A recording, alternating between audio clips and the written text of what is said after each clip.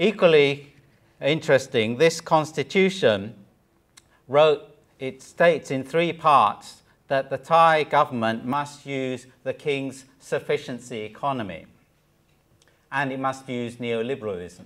The two go together. Now, you may be wondering about what sufficiency economy is about.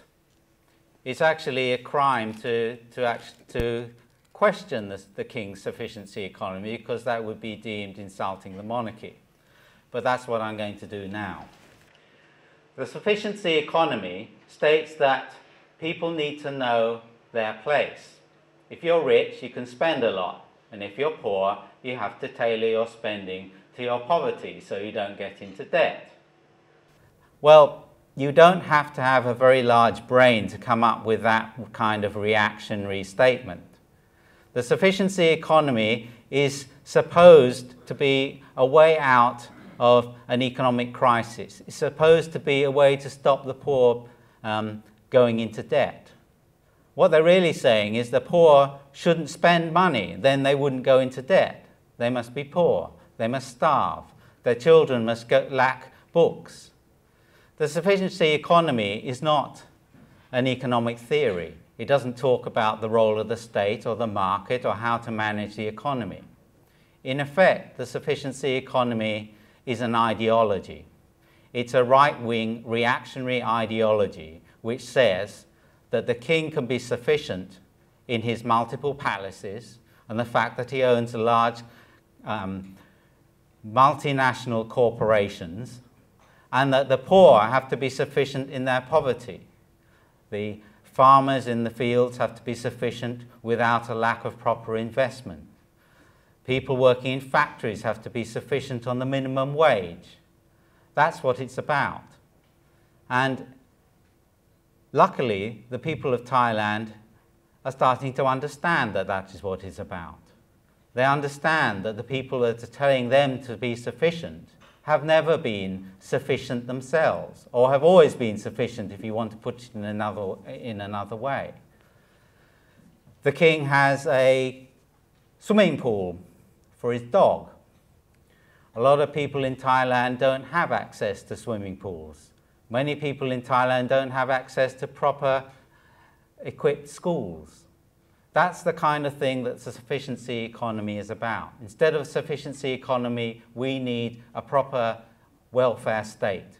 We need progressive taxation on the rich, including on the royal family, on Thaksin, on all the millionaires, on the army generals and so on.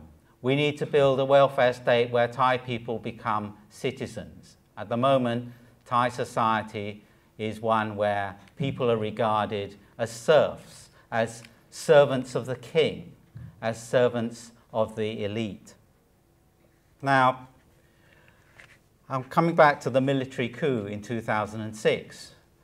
They drew up this constitution and then they called a referendum.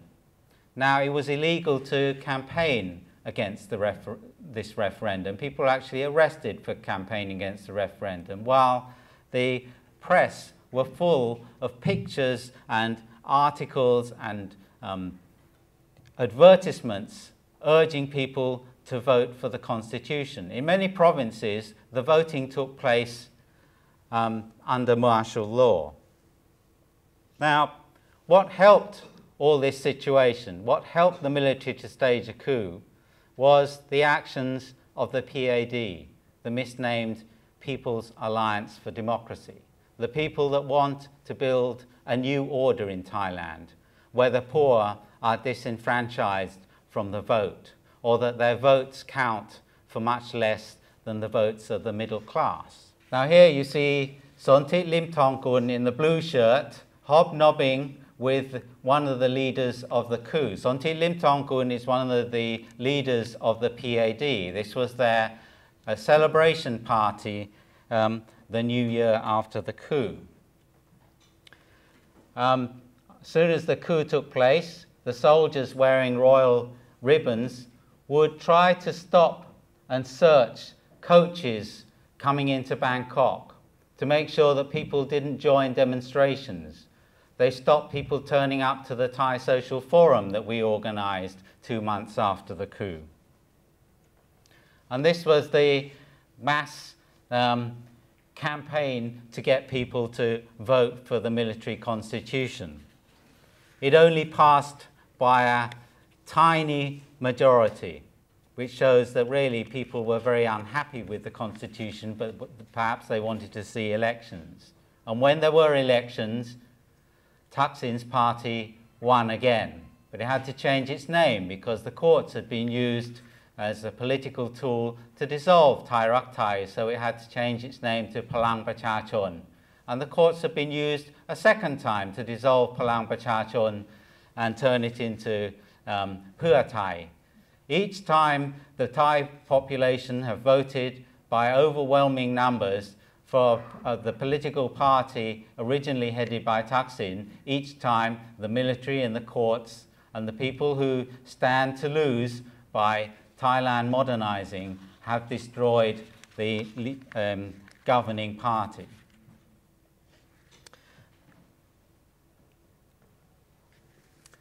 Now, I think it's very difficult for people to understand, if they weren't in Thailand or didn't understand Thai politics, to really understand what the People's Alliance for Democracy is about. The People's Alliance for Democracy started out as a coalition made in hell, a coalition between a right-wing royalist businessman, Sonthit Limthongkul, right-wing Jamlong Si Meung, who's a reactionary Buddhist. He's against freedom for women to have abortions.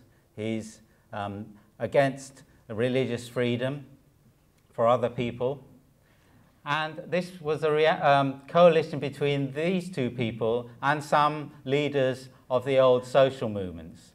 People like trade union leader Somsak, people like NGO leader Pipop Thongchai and other people.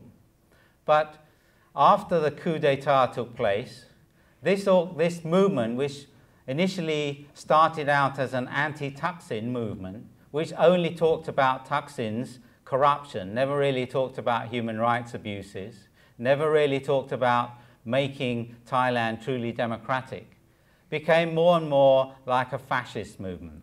Now here you see people from the PAD, they're armed guards. The guy with the purple bandana down below there is holding a gun, and he used it to fire on people at the taxi community radio station. And they're also holding up a picture of the king. So this kind of mob violence was taking place on the streets of Bangkok. And you can understand, really, how they took over the airports.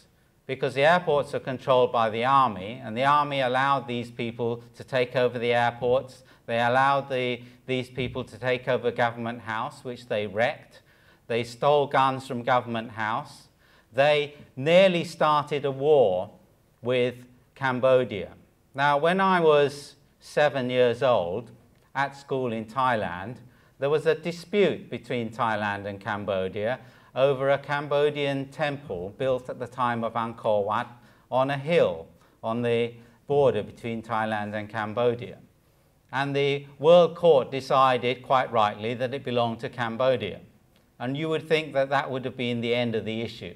But no, the PAD dug up this issue, whipped up nationalism, said this had to be Thai in order to bring down the government. And so you can see that the PAD, not only do they have armed guards, not only are they ultra-royalist, not only do they whip up nationalism, which has nothing to do with the lives of ordinary people, but their mass base is among the Thai middle class. The Thai middle class, especially in Bangkok, or sections of it.